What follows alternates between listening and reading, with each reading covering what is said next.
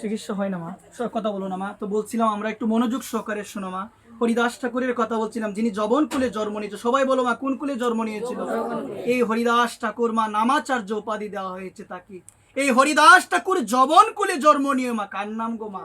মুখে হরিনাম, সর্বদা মুখের মধ্যে এই দিব্য হরিনামের স্ফুরণ হয় হরিদাস ঠাকুরের। এই হরিদাস ঠাকুরকে 22টা বাজারে ব্যত্রাঘাত করা হয়েছিল, কারণ হলো একটাই, এই নাম করা যাবে না। কয়টা বাজারে গো মা? 22 বাজারে তার অঙ্গের মধ্যে আঘাত করা হয়েছে। কারণ কয়টা গো মা? একটা কারণ, হরিনাম মুখ থেকে দূরে সরাতে হবে। হরিদাস বলেছিল, কণ্ড কণ্ড হয় দেহ, প্রাণ যদি চলে যায় তবু আমি বদন থেকে না চারি হরিনাম। আমার দেহ যদি কণ্ড কণ্ড করে ফেলো তারপরও আমি ছাড়বো না। 22 বাজারে মারার পরে ভেবেছিল, যারা মেরেছিল সৈনিকরা ভেবেছিল হরিদাস মারা গিয়েছে। হরিদাসের দেহটাকে সমুদ্রে জলে ভাসিয়ে দিয়েছিল। একটু পরে দেখতে পেল এই দেহটাকে আর দেখতে পাওয়া যাচ্ছে না, হরিদাসের দেহটা আর দেখতে পাওয়া যাচ্ছে না। হঠাৎ করে দেখতে পেল সৈনিকরা যে সমুদ্রের ওই পারে হরিদাস উঠে গিয়ে 2 বাহু উত্তোলন করে বলছে, হরে কৃষ্ণ হরে কৃষ্ণ কৃষ্ণ কৃষ্ণ হরে হরে, হরে রাম হরে রাম। কিছু করতে পারে না। এই জায়গায় বলছে কি, রাকে হরি মারে কে। এই হরিদাসের অঙ্গে যত আঘাত করা হয়েছিল সমস্ত আঘাত সহ্য করেছিল আমার শ্রীকৃষ্ণ চৈতন্য মহাপ্রভু। যে নামা তার মনোপ্রাণ ইষ্টদেবের চরণে সমর্পণ করে দে, ভগবানের চরণে সমর্পণ করে দে, তার রক্ষা একজন করে, তিনি কে? ভগবান। সে বলে, প্রভু গো, মারবি রাখবি জু হেচ্ছা তুহারা, নিত্য দাস তুয়াপতি তব অধিকার। গোবিন্দ, তুমি আমাকে মারবে না রাখবে, এটা তোমার ইচ্ছা। জগতের কেউ চাইলে তো আমাকে ধরে রাখতে পারবে না, জগতের কোনো আপনজন চাইলে তো আমাকে আর ধরে রাখতে পারবে না, তুমি যদি আমাকে নিয়ে নাও। গোবিন্দ, মারবি রাখবি সব ইচ্ছা তোমার, কিন্তু গোবিন্দ আমি হলাম তোমার নিত্যকালের দাস। একবার প্রেম গোবিন্দ, আমি হলাম তোমার নিত্যকালের দাস। আজকে হরিদাস ঠাকুর, তাকে 22টা বাজারে ব্যত্রাঘাত করা হয়েছে গো মা, কিন্তু তার বদন থেকে হরিনাম দূরে সরাতে পারে নাই। বদনের মধ্যে সর্বদা হরিনাম, যাকে উপাধি দেওয়া হয়েছিল মা, নামাচার্য হরিদাস ঠাকুর। আমার মহাপ্রভু নামা প্রতিদিন যখন তিনি পুরীধামে বিরাজ করতো, আমার মহাপ্রভুর প্রসাদ পাওয়ার পরে মহাপ্রভুর একজন সেবক, যার নাম হলো গোবিন্দ, ওই গোবিন্দকে দিয়ে আমার মহাপ্রভু হরিদাসের জন্য জগন্নাথের মহাপ্রসাদ পাঠাতো, প্রতিদিন সেবা করত। একদিন না, গোবিন্দ যখন হরিদাসের জন্য মহাপ্রভুর প্রসাদ যখন পাঠিয়েছে, তখন না দেখতে পেল যে হরিদাস বলছেন যে এখনো তো আমার নাম জপ সম্পূর্ণ হয় নাই, এখনো তো নাম জপ আমার সম্পূর্ণ হয় নাই, আপনি প্রসাদ এনেছেন, এখন প্রসাদের তো অবমাননা করা যাবে না। একটু পরিমাণ প্রসাদ নিয়ে বাকি প্রসাদটা পাঠিয়ে দিল। গোবিন্দ এসে বলল মহাপ্রভুকে, আমার মনে হয়েছে যে হরিদাস ঠাকুর সে অসুস্থ হয়ে গিয়েছে, সেই কারণে সে প্রসাদ পাচ্ছে না, আর আমাকে বলেছিল তার নাম জপ নাকি এখনো সম্পূর্ণ হয় নাই। সবাই বলো রাধা। মহাপ্রভুকে যখন এই সংবাদটা দেওয়া হলো মা, মহাপ্রভু গেল হরিদাসের কাছে। হরিদাসের কাছে গিয়ে বলল, হরিদাস তুমি কি অসুস্থ? তখন হরিদাস একটা কথা বলেছিল, মা, এই জগতের আমরা সবাই দেহগত রোগ নিয়ে ব্যস্ত, কিন্তু কেউ আমরা মনের রোগ নিয়ে আর ব্যস্ত নয়। আজকে যখন মা হরিদাসকে বলল, হরিদাস তুমি কি অসুস্থ? তখন হরিদাস বলল, প্রভু গো, আমার দেহটা সুস্থ কিন্তু আমার মনটা সুস্থ না। বলছে, হরিদাস তোমার মনটা কেন সুস্থ না? বলছে, প্রভু গো, আমি আর আগের মতো, শরীর তো অসুস্থ হয়ে গিয়েছে, তোমার নাম জবার করতে পারছি না, আমি নাম জপ পূর্ণ করতে পারছি না। ওই হরিদাস ঠাকুর নামা প্রতিদিন 3 লক্ষ নাম না জপ করে জল গ্রহণ করতো না, একবার প্রতিদিন নাম জপ করতো। তখন আমার মহাপ্রভু, হরিদাস নাম জপ করতে করতে তুমি নামে সিদ্ধ হয়ে গিয়েছো, আর তোমাকে করতে হবে না। হরিদাস বলেছিল, প্রভু গো, নাম জপ না করে তো আমি শান্তি পাই না, শান্তি পাই না। তখন প্রভু বলেছিল, হরিদাস তুমি সারাটা জীবন হরিদাস তুমি নাম করে গেলে, তুমি কিছু চাও আমার কাছে? তখন এই কথা বলার হরিদাস বলো, প্রভু যদি কিছু দিতে হয়, প্রভু একটা চাওয়া, আমি যখন দেহ রাখবো প্রভু, আমার মনে হচ্ছে আমি আর তুমিও থাকবে না বেশি দিন প্রভু, আমার মনে হচ্ছে তুমি যেহেতু বেশি দিন থাকবে না প্রভু, আমি যেন তোমার আগে, তোমার বিরহ আমি সহ্য করতে পারবো না প্রভু, আমি যেন তোমার আগে এই জগৎ সংসার থেকে বিদায় নিতে পারি। এই হরিদাস যখন চলে গিয়েছিল, আমার মহাপ্রভু বলেছিল একটা কথা, হরিদাস চলে গেল বেঁচে থাকা বাড়ি, দিনে রাতে নাম শোনাতো 3 লক্ষ বার। হরিদাস চলে গেল, আমি কি করে থাকবো? এই হরিদাস বলেছিল, প্রভু আমি যখন দেহ রাখবো, আমি যেন আমি তোমার বদন দেখিতে দেখিতে, আমি যেন আমার মস্তকটা তোমার কুলের মধ্যে রেখে, আমি যেন সেদিন তোমার মুখপানে চেয়ে চেয়ে, আমি যেন সেদিন কৃষ্ণ চৈতন্য কৃষ্ণ চৈতন্য বলতে বলতে আমি এই দেহ রাখতে পারি। সবাই এই কথা আজকে বললো, কাকে বললো? মহাপ্রভুকে। তো মহাপ্রভু কি ভক্তের কথা রাখবে না? অবশ্যই রাখবে। পরদিন আমার মহাপ্রভু সমস্ত তার সাঙ্গ পাঙ্গ সমস্ত ভক্তবৃন্দ নিয়ে আজকে হরিদাসের আঙ্গিনায় উপস্থিত হয়ে গেল। উপস্থিত হওয়ার পরে হরিদাসের মস্তকের পাশে গিয়ে আমার মহাপ্রভু বসেছে। হরিদাস মহাপ্রভুর দিকে তাকিয়ে তাকিয়ে বলছে, প্রভু গো, আমি আমার এই মস্তকটা আমি তোমার কুলের মধ্যে রাখতে চাই, তোমার কুলের মধ্যে রাখিব মস্তক, নয়নে দেখিব তোমার চাঁদ বদন, আর বদনে বলিব তোমার কৃষ্ণ চৈতন্য নাম, এই নাম বলিতে বলিতে যেন আমি আমার এই দেহটা রাখতে পারি। আজকে এই কথা বলার পরে আমার মহাপ্রভু হরিদাসের মস্তকটা তার কোলে রাখলো। তার কোলে রাখার পরে আমার মহাপ্রভুর এই অপূর্ব মুখমণ্ডলের দিকে হরিদাস ঠাকুর তাকিয়ে তাকিয়ে বলছে, কৃষ্ণ চৈতন্য কৃষ্ণ চৈতন্য কৃষ্ণ চৈতন্য কৃষ্ণ চৈতন্য বলতে বলতে হরিদাস তার দেহ রাখলো। সবাই বলো রাধে। হরিদাস তার দেহটা রেখেছে। তো এই জায়গার মধ্যে মনোযোগ সহকারে শুনো মা, এটাই হলো ভক্তির চূড়ান্ত পর্যায়। এটা হলো এই যে আপনারা ভক্তি জীবনে আছেন, ভক্তির চূড়ান্ত পর্যায় হলো ভগবানের মুখমণ্ডল, ভক্তের মুখমণ্ডল দেখিতে দেখিতে, ভগবানের নাম স্মরণ করিতে করিতে ভক্ত সঙ্গে থেকে দেহ রাখা, এটাই হলো ভক্তির চূড়ান্ত পর্যায়, যেটা সবার ভাগ্যে হয় না। কত মানুষ বিছানার মধ্যে পায়খানা প্রস্রাব করতে করতে দেহ রাখে। সবাই কি পারে গোবিন্দের নাম স্মরণ করতে? সবাই কি পারে গো মা ভগবানকে ডাকতে? সবাই পারে না। যে সারাটা জীবন দেখে যায় ভগবানকে, যে সারাটা জীবন আমার রাধারানীকে দেখে যায় মা, তার অন্তিম সময়ে রাধারানীর চিন্তা আসেই আসে, অবশ্যই আসবে মা রাধা। তার যদি মনে নাও থাকে মা, আসবে মা। বৃন্দাবনের এক বাবা ছিল মা, অনেক বয়স হয়ে গিয়েছে, অনেক বয়স হয়ে গেছে, বাবার একটু রোগ হয়েছে। তো শিষ্যরা চিন্তা করলো যে বাবাকে দিল্লি গিয়ে বড় একজন ডাক্তার দেখাতে হবে। বাবা বলল, আমাকে আর দেখাতে হবে না রে, আমার মনে হচ্ছে আমি আর দীর্ঘকাল থাকবো না, আমি আর দীর্ঘকাল থাকবো না। কিন্তু শিষ্যরা বলছে, গুরুদেব আপনাকে দেখাতে হবে, আপনি যদি না সুস্থ থাকেন তাহলে আমরা তো কোনো কিছু জানতে পারবো না, কোনো কিছু বুঝতে পারবো না। গুরুদেব বলেছিল যে আমাকে নিয়ে যাওয়া লাগবে না, আমার কেন জানি মনে হচ্ছে আমি দীর্ঘকাল আর থাকবো না এই ধরাধামে। কিন্তু শিষ্যদের মনে আকাঙ্ক্ষা তারা দিল্লিতে নিয়ে যাবে মা। শিষ্যদের মনে আকাঙ্ক্ষা গুরুদেবকে যখন নিয়ে যাওয়া হবে, গুরুদেব না মা, এই বৃন্দাবনের যে ধুলি, এটা সাধারণ ধুলি নয় মা, যে দুলা বাঞ্ছা করে আমার ব্রজের রাইকানো, কোনো সাধারণ দুলা নয়। এই দুলি কোনো সাধারণ দুলা নয় মা। এই দুলির মধ্যে যে গড়াগড়ি দিতে পারে তার সাদের মনুষ্য জীবনে সার্থক। সবাই বলে আজকে শুনো মনোযোগ সহকারে। তাকে যখন দিল্লির মধ্যে বিমানে করে নিয়ে যাওয়া হবে, সে কি করলো জানো মা? বৃন্দাবনের রজ একটু জিহ্বার মধ্যে ধারণ করে রেখেছিল। কারণ শাস্ত্র বলছেন, মৃত্যুর সময় যে স্থানের মৃত্তিকা তোমার অঙ্গে লাগা অবস্থায় থাকবে, তোমাকে আবার সেই ভূমিতে জন্মগ্রহণ করতে হবে। একবার গঙ্গা মৃত্তিকা মাহাত্ম্যে বলা হয়েছে মা, মৃত্যুর সময় তোমার যদি বৃন্দাবনের ধুলি যদি তোমার অঙ্গে লাগা অবস্থায় থাকে, তোমার জন্ম হবে আবার বৃন্দাবনে, আবার হবে বৃন্দাবনে। মৃত্যুর সময় কেউ যদি গঙ্গার জল পেয়ে যদি দেহ রাখে, তাকে আসতে হবে না এই জগতে। গঙ্গা হলো ভগবানের চরণামৃত, গঙ্গা জল পান করলে ভগবানের চরণ পাওয়া যায় অন্তিম সময় মা।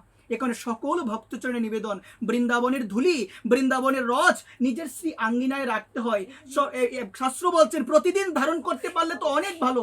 তোমার শ্রী আঙ্গিনায় কি অসুস্থ, যাওয়ার সময় এসে গিয়েছে, তুমি চেষ্টা করবে সেই ধুলি তার অঙ্গে, তার মস্তকে একটু বসিত করে দেওয়ার জন্য। সেই ব্যক্তিটা যদি মারা যায় মা, তার জন্ম হবে ওই ব্রজধামের মধ্যে। সবে বলে ওই ব্রজধামের মধ্যে তার জন্ম হবে। আজকে সেই বাবা কি করলো জানো মা, তার জিহ্বার মধ্যে একটু ধুলি ধারণ করেছে। এই বৃন্দাবনের ধুলি হলো চিন্ময় ধুলি, এটা গ্রহণ করতে হয়, শাস্ত্র বলছেন। ওই বৃন্দাবনের ধুলি জিহ্বার মধ্যে ধারণ করেছে। অপারেশন করতে নিয়ে গেল ডাক্তার মশাই, তার এইরকম অবস্থা থেকে বলল যে কোনো চান্স নাই, মানে তার অপারেশন করা যাবে, কোনো সুযোগ নাই, মানে কি বলছেন এটাকে ইংলিশে, কোনো চান্স নেই, করা যাবে, সুযোগ নাই। শিষ্যরা অনুনয় বিনয় করে বলছেন, আপনার যতটুকু আপনার সুবিধা হয় আপনি চেষ্টা করেন, যে করে হোক আমার গুরুদেবকে বাঁচিয়ে তোলেন। এই কথা বলার পর এখন কি করবে গো মা? অপারেশন শুরু হয়েছে মা। অপারেশন শুরু করার পর আমরা সবাই জানি আমাদের দেহটাকে ইনজেকশন দিয়ে কি করা হয় গো মা? বেহুশ করা হয়, যেটাকে বলছে অবশ, মানে আমরা কোনো কিছু আর বলতে পারবো না মা, কোনো কিছু বলতে পারবো না। অপারেশন করতে গিয়ে দেখা গেল মা যে বাঁচার আর সম্ভব নাই, মানে সম্ভাবনা একদম না, বাঁচবে না সে। কিন্তু হঠাৎ দুটা শব্দ উচ্চারণ করেছে। কয়টা শব্দ? দুটা শব্দ উচ্চারণ করে সেই বাবা, বৃন্দাবনের সেই বাবা দেহ রেখেছে, সবাই বলো সে বেরিয়ে আসলো অপারেশন থিয়েটার থেকে। বেরিয়ে এসে বলল, আপনাদের আমি বলেছিলাম বাবাকে বাঁচাতে পারবো না, আপনারা শুনেন নাই। আপনারা শুনে বলছে কি কি হয়েছে বলেন আমাদের। বলছে যখন অপারেশন করতে গিয়েছি তার অঙ্গটাকে যখন ইনজেকশন দিয়ে অবশ করা হলো, একটু পরে যখন শুরু হয়েছে তখনই তার অবস্থা একদম ক্রিটিক্যাল হয়ে গিয়েছে, একদম খারাপ অবস্থা হয়ে গেছে, সম্ভব না, সে মৃত্যুবরণ করবে। হঠাৎ দুটা শব্দ সে উচ্চারণ করে দেহ রেখেছে। আমি বুঝতে পারি নাই, আমি আমার জীবনে এমন রোগী প্রথম দেখেছি যার সমস্ত অঙ্গকে আমি অবশ করে দিলাম, যার মধ্যে কোনো সেন্স নাই। দুইটা শব্দ সে কি করে উচ্চারণ করলো? কয়টা শব্দ সবাই বলুন, কি করে উচ্চারণ করলো? দুইটা শব্দ। বলছেন সেই দুইটা শব্দ কি বলেন না একটাবার কৃপা করে? সেই দুইটা শব্দ কি? তখন সেই ডাক্তার মশাই বলল সেই দুইটা শব্দ হলো রা আর ধা। রাধা, একবার প্রেম সেই দুইটা শব্দ হলো রাধেশ্যাম, রাধেশ্যাম বলে দেহ রেখেছে। কি করে সম্ভব গো মা, একটাবার বলো না। সারাটা দেহ অবশ করা হয়েছে। অবশ করলে কেউ বলতে পারে কোনো কথা? বললো কিভাবে মা? সারা জীবন কাকে ডেকেছে মা? ভগবানকে। আর যখন চলে যাবে বুঝতে পেরেছিল বাঁচবে না, জিহ্বার মধ্যে ধারণ করেছিল ব্রজরেণু। ব্রজরেণু ধারণ করেছিল। ওই ব্রজরেণু কোনো সাধারণ রেণু নয়, এটা হলো চিন্ময়। সাক্ষাৎ রাধারানী এসেছিল সেদিন মা। সাক্ষাৎ রাধারানী এসে বাবার শ্রীমুখে রাধারানীর নাম রাধারানী নিজেই স্মরণ করিয়েছে। সবাই এটা তখনই সম্ভব যে সারা জীবন যে ইষ্টদেব হোক না কেন তাকে যদি স্মরণ করে, তাকে যদি ডেকে যায় মা, মৃত্যুর সময় তার এহেন পরিস্থিতি হবে না, ভগবানকে দেখেই বিদায় নিতে পারবে, আমার করুণাময়ী রাধারানীকে দেখেই বিদায় নিতে পারবে। এটা তখনই সম্ভব মা যদি সারাটা জীবন ভক্ত সেবা করে যায়, রাধারানীকে ডেকে যায়, সর্বদা প্রাণ ভরে আমার গোবিন্দকে ডেকে যায়, সেই দিনটা অনেক অনেক ভালো হবে। সবাই বলে ভক্ত সেবা করতে হবে। কার সেবা গো মা? ভক্ত সেবা, বৈষ্ণব সেবা, ব্রাহ্মণ সেবা, এগুলো করা প্রয়োজন। গাভীর সেবা করা প্রয়োজন। সনাতন ধর্মে মা এই সেবাগুলোকে গুরুত্ব দিয়েছে মা। ভগবানের প্রতি তোমার প্রেম আছে কিনা সেটা বোঝার প্রথম লক্ষণ হলো গাভীর প্রতি তোমার কতটুক প্রেম রয়েছে। আমাদের সনাতন ধর্মে গাভীকে মায়ের সঙ্গে তুলনা করা হয়েছে। আমাদের মা হলো 7 জন, যার আমরা ভাবি যার গর্ভ থেকে আমি আসলাম সে হলো মা। মা সেও তো মা, কিন্তু যিনি দাত্রী, দাত্রী চিনেন সবাই, দাই মা, সেও হলো আমাদের মা। সেও ব্রাহ্মণ পত্নী, সেও হলো আমাদের মা। রাজার পত্নী, সেও হলো আমাদের মা, সেও আমাদের মা। তারপরে বলছে গাভী, সেই গাভীও হলো আমাদের মা। একবার এই 7 জনকে চাণক্য পণ্ডিত তার শ্লোকের মধ্যে ব্যাখ্যা দিয়েছেন। এই জগৎ সংসারে আমাদের মা 7 জনের নাম উল্লেখ করেছে। এই কারণে শাস্ত্র বলছেন মা যে গাভীর প্রতি যদি তোমার প্রেম থাকে, গাভীকে সেবা করতে হয় মা। কার সেবা করতে হয়? গাভীকে রুটি আদি। যারা গাভী পালন করে মা, যারা গাভী পালন করে তারা যে গাভী সেবা করছে মা, ওই গাভী সেবা করার জন্য তারা ভগবানের সেবা করলে যেই ফল হবে সেই ফল তারা অনায়াসে পেয়ে যাচ্ছে। গাভীকে আরতি করতে হয় গো মা, গাভীর সেবা করতে হয়। গাভীকে প্রদক্ষিণ করলে যে ফল হয় মা, সেই ফল হয় ভগবানকে প্রদক্ষিণ করলো সেই ফল হয় মা। তাহলে এবার বুঝে দেখো মা আমাদের সনাতন ধর্মে গাভীর মহিমা কতটুক। ভগবানের মন্ত্রে বলছে নমো গো ব্রাহ্মণ হিতায়চ, গো ব্রাহ্মণ হিতায়চ জগদ্দীতায় কৃষ্ণায় গোবিন্দায় নমো নমঃ। আমার ভগবান গাভী এবং ব্রাহ্মণের মঙ্গলকারী। প্রশ্ন আসতে পারে, ভগবান কি শুধু গাভী এবং ব্রাহ্মণের মঙ্গল করে, সবার কি করে না? সবার করে। জগৎ দিতায় জগতের সবার মঙ্গল করে তিনি কে? তিনি হচ্ছে আমার ভগবান, যিনি জগতের সবার মঙ্গল সাধন করে, তিনি হচ্ছে আমার ভগবান। তো মনে রাখো এই জায়গাটা মা, গাভীর প্রতি প্রেম, তারপরে হলো সাধুর প্রতি প্রেম, তারপরে কার প্রতি? সবাই বলো, সাধুর প্রতি প্রেম, তারপরে হচ্ছে ব্রাহ্মণের প্রতি প্রেম। এখন তো এগুলো নাই মা, এগুলো আছে। বৈষ্ণবে করে ব্রাহ্মণের নিন্দা, ব্রাহ্মণে করে বৈষ্ণবের নিন্দা, এখন এইরকম সিস্টেম। কিন্তু মনে রাখো মা, সবাইকে সম্মান করতে হবে, কারো নিন্দা করা যাবে না, কারো নিন্দা করা যাবে না। এখন এটাই চলছে আমাদের সমাজে সিস্টেম, একজন করে তার নিন্দা, সে করে তার নিন্দা, এটা আমাদের এখন সিস্টেম চলছে। এখানে সকলের চরণে বিনম্র নিবেদন মা, কখনো যেন কারো নিন্দা আমরা না করি। আমরা চেষ্টা করব মা, আমরা চেষ্টা করবো যতটুক পারা যায় মনে প্রাণে ভগবানকে ডাকার জন্য। কাকে ডাকার জন্য? সবাই বলো, ভগবানকে ডাকার জন্য। মনে রাখবেন মা, যতদিন পর্যন্ত আমি আমার শ্রী হস্তে কোনো মহতের সেবা না করতে পারবো, ততদিন পর্যন্ত আমাদের দেহে যে 6টা রিপু রয়েছে, কাম, ক্রোধ, লোভ, মদ, মোহ, মাৎসর্য, এগুলোকে দমন করা সম্ভব নয়। প্রত্যেকটা মানুষের জীবনে 6টা শত্রু তার ভিতরে আছে। আমরা তো বাহিরে শত্রু খুঁজে বেড়াই, আরে আমার ভিতরে 6টা শত্রু বসে আছে। কাম মানে কামনা, শুধু চাই আর চাই। কামনা আমাদের মধ্যে অনেক পরিমাণ রয়েছে। কাম, ক্রোধ, তারপর হলো ক্রোধ মানে কি গো মা? রাগ। যত ধরনের রিপু রয়েছে এর মধ্যে সব থেকে ভয়ঙ্কর খতরনাক রিপু হলো ক্রোধ মানে রাগ। এই রাগ মানুষের সমস্ত সদ্গুণকে নষ্ট করে দেয়, সমস্ত সদ্গুণকে নষ্ট করে দেয় এই রাগ। কাম, ক্রোধ, লোভ, তারপর বলছে লোভকে ত্যাগ করতে হবে, কামনাকে ত্যাগ করো, ক্রোধকে ত্যাগ করো। লোভ, লোভ আছে কিনা মা? বৈষ্ণবের তো লোভ থাকা যাবেই না মা, যদি লোভ থাকে সে হতে পারবে না মা। এই লোভকে ত্যাগ করা প্রয়োজন মা। একটা কথা আমরা মুখে বলি, লোভে পাপ, অথচ হৃদয়ে কথাটা নাই, বিশ্বাস আসে না মা। এই লোভের বশবর্তী হয়ে এই সংসারে আমরা সমস্ত মানুষ অনৈতিক কাজে কর্মে কিন্তু অনেক সময় আমরা লিপ্ত হই। কিন্তু মনে রাখো মা, কাম, ক্রোধ, লোভ, মদ, মোহ, মাৎসর্য, এই 6টা রিপুকে দমন করা তখনই সম্ভব যখন নিজের হস্তে কোনো মহতের সেবা হবে। কার সেবা হবে গো মা? মহতের সেবা। এক রাজা ছিল, যার নাম হলো চন্দ্রপাল। নামটা কি সবাই বলো? যার নাম হলো চন্দ্রপাল। চন্দ্রপাল রাজা কি করতো জানো মা? তার রাজ্যের 10 কিলোমিটার পর্যন্ত সৈন্য রেখে দিত। কেন? বহিরাগত কোনো বিদেশি রাজা যদি আক্রমণ করে, শুনো মনোযোগ সহকারে, কত কিলোমিটার রাখতো গো সৈন্য মা? 10 কিলোমিটার। সেই রাজার নাম কি? চন্দ্রপাল নামে এক রাজা ছিল, যে রাজা 10 কিলোমিটার পর্যন্ত সৈন্য রাখতো। কি রাখতো সবাই বলো মা? কেন রাখতো জানো মা? যেন বহিরাগত বিদেশ থেকে আক্রমণ যদি কোনো রাজা করে, আগেই যেন সংবাদ পায়। সেই রাজা ছিল কৃষ্ণ ভক্ত, পরম কৃষ্ণ ভক্ত। রাজ্যের মধ্যে আরো সৈনিক রেখে দিত। কেন জানো মা? যদি কোনো মহাত্মা, যদি কোনো বৈষ্ণবকে দেখতে পাও, যদি কোনো সাধুকে দেখতে পাও, ধরে আমার কাছে নিয়ে আসবে, আমি নিজের হস্তে তার চরণ দৌত করে তার সেবা করবো। এভাবে সৈনিকরা তাকে মা রাস্তার মধ্যে, একদল সৈনিক পাহারা দিয়ে কেউ আক্রমণ করেছে কিনা, আরেক দল সৈনিক দেখে কোনো সাধু আসছে কিনা। সাধু আসলেই ওই সাধুকে নিয়ে যায় সেই চন্দ্রপাল রাজার কাছে। আর ওই চন্দ্রপাল রাজা নিজের হস্তে, নিজের হাতে কার সেবা করে গো মা? সাধু সেবা করে, বৈষ্ণব সেবা করে। অন্য দেশের রাজারা নিন্দা সমালোচনা করে, এ কেমন রাজা? রাজা হয়ে সাধুদের চরণে হাত দেয়, এ কেমন রাজা?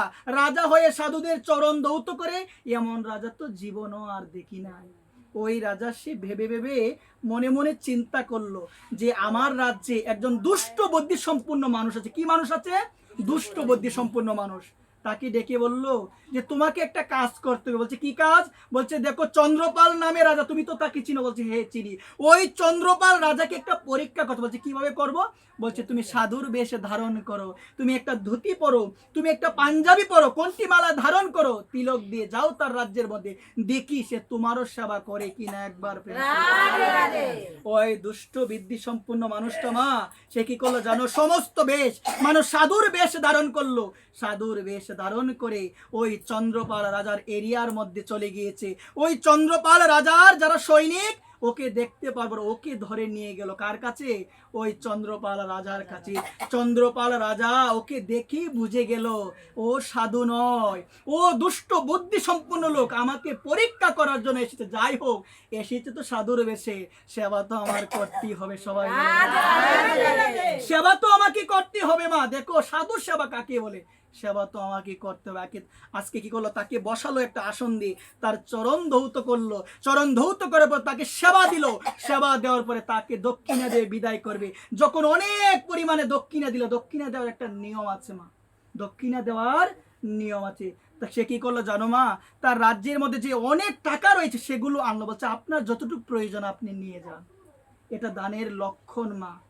অর্জুন একসময় প্রশ্ন করেছিল ভগবানকে যে আমিও তো দান করি, কর্ণ দান করে, তাহলে আমাকে দানবীর কেন বলা হয় না, কর্ণকে দানবীর কেন বলা হয়? বলা হয় না দানবীর কর্ণ, বলা হয় কি না?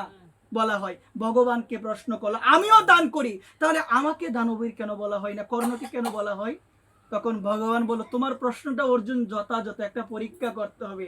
তোমাদের দুইজনকে সমান ঐশ্বর্য দেওয়া হবে, সেগুলো দান করে যে শেষ করতে পারবে, সেগুলো দান করে যে শেষ করতে পারবে, তুমি বুঝবে সেই হলো দানবীর। একবার প্রেম। অনেক ঐশ্বর্য, অনেক স্বর্ণ গহনা দেওয়া হলো, অর্জুন নিজের হস্তে দান করতে লাগলো। অর্জুন কি করতে লাগলো? নিজের হস্তে দান করতে লাগলো। দান করতে করতে সবাইকে দেওয়ার পরও অবশিষ্ট আরো অনেক রয়ে গিয়েছে। এবার আসলো কর্ণের পালা। কার পালা আসলো গো? কর্ণ। কর্ণ আসার পরে সমস্ত ব্যক্তিদের প্রণাম জানিয়ে বলছেন দেখো নিজের হস্তে দেন, বলছে আপনাদের যতটুকু পরিমাণ দরকার আপনারা সবাই নিয়ে যান, আপনাদের যতটুকু দরকার সবাই নিয়ে যায়। এখন সবাই নিয়ে গেল, সবাই নিয়ে যাওয়ার পরে সব শেষ। তখন ভগবান অর্জুন তুমি বুঝতে পেরেছো কর্ণকে কেন দানবীর বলা হয়? বলছে হ্যাঁ বুঝতে পেরেছি, আমি দিয়েছিলাম নিজের হস্তে, আর কর্ণ দিয়েছে তোমাদের যত পরিমাণ দরকার তোমরা নিয়ে যাও। এটাকে বলে দান, এটাকে বলে দানবীরের লক্ষণ। আজকে সমস্ত কিছু সেবা আদি করার পরে ওই দুষ্ট বুদ্ধি সম্পন্ন যে সাধুর বেশ ধারণ করেছে তাকে বলছেন তুমি এগুলো নিয়ে যাও। নিয়ে যখন চলে যাবে ডাক দিয়ে হচ্ছে একটু দাঁড়াও, তুমি, তোমাকে যে পাঠিয়েছে তাকে একটু উপর আমি দিচ্ছি। বুঝে গেল কে পাঠিয়েছে? তোমাকে যে পাঠিয়েছে আমার পক্ষ থেকে তাকে একটু উপহার দিও। উপহার একটা দিয়েছিল, একটা কয়েন, ছিদ্র কয়েন মানে ফুটো কয়েন, এটা দিয়ে দিল। এটা নিয়ে সে চলে গেল, প্রশ্ন আর করে না, চলে গেল মা।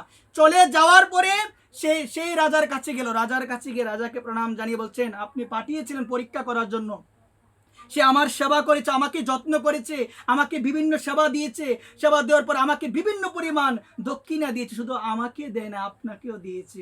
অবাক হয়ে গেল, আমাকে কি দিয়েছে? হঠাৎ তার পকেট থেকে বের করলো একটা ফুটো মানে ছিদ্র কয়েন, বের করে এটা তার কাছে দিল। সে অবাক যে এমন কেন দিল। এখন আগেরকারের দিনে আমরা দেখতাম রাজারা যখন কোনো বিভ্রান্তিতে পড়তো তখন তারা ডাকতো, সেই রাজ্যের মধ্যে একজন পণ্ডিত থাকতো যাকে বলা হয় রাজ পণ্ডিত। ওই রাজ পণ্ডিতকে ডাক দিল, বলছেন আপনি একটু দয়া করে আসেন। রাজ পণ্ডিত আসলো, বলছেন আমি তাকে পাঠিয়েছিলাম একটু পরীক্ষা করার জন্য চন্দ্রপালের কাছে। চন্দ্রপাল তার সেবা দিয়েছে, সেবা দেওয়ার পরে তাকে দক্ষিণাও দিয়েছে, এখন আমাকেও দিয়ে দিয়েছে একটা ফুটো ছিদ্র, এটা কেন দিল? তখন রাজপণ্ডিত, তারা তো অনেক কিছু জানে, অনেক কিছু তারা বুঝে।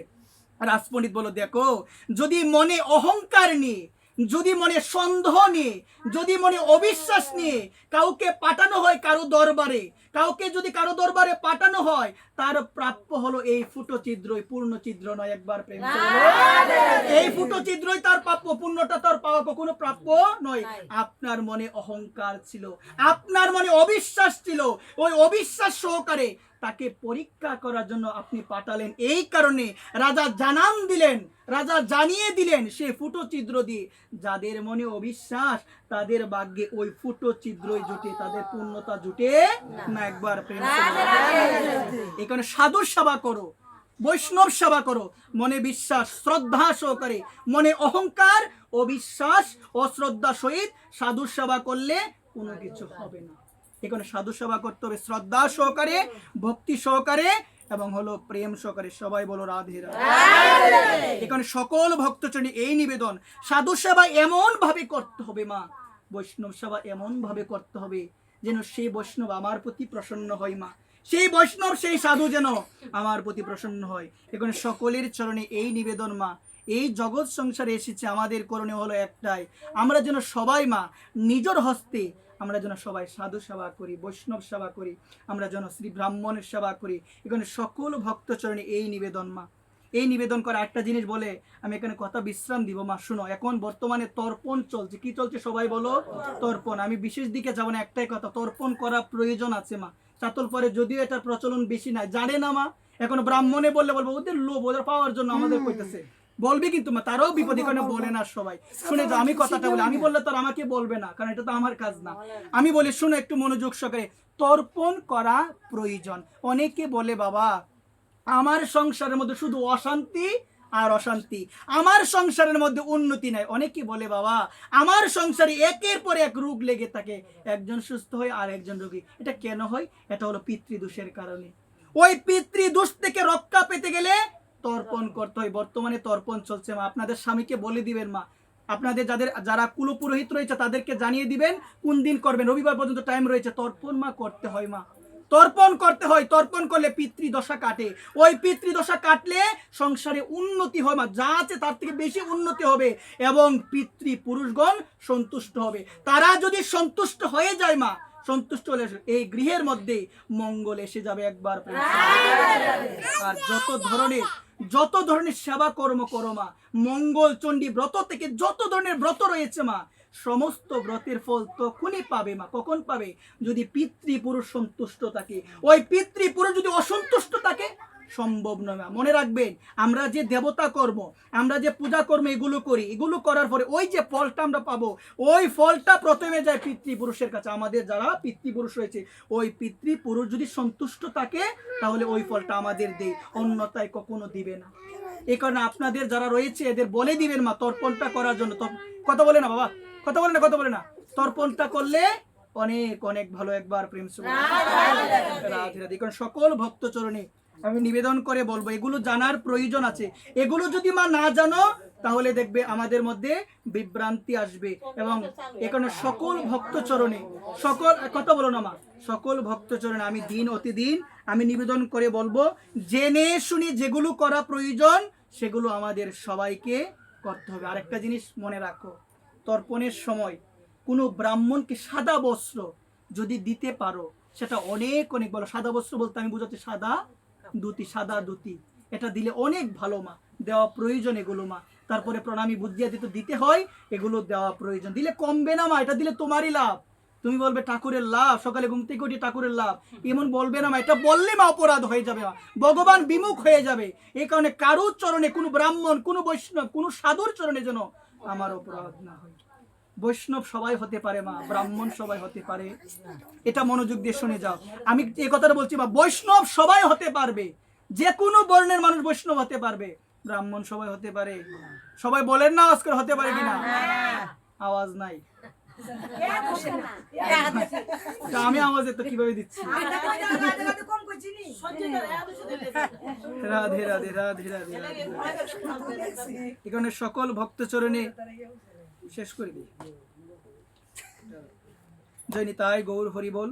সকল ভক্তচরণে আমি দিন অতিদিন নিবেদন করে বলছি, যে বিষয়টি বললাম মা, তর্পণের বিষয়টি একটু আপনারা সবাই, এখনো টাইম আছে মা, কালকেও করতে পারবে মা। সকল ভক্তচরণে আমি নিবেদন করে ভগবানের কথা এখানে বিশ্রাম দিচ্ছি। দেওয়ার পূর্বে সকল ভক্তচরণে দিন অতিদিন আমি নিবেদন করছি, জয় রাধেশ্যাম, জয় রাধেশ্যাম। উলুধ্বনি ওম যদস্করং পরিবেষ্টন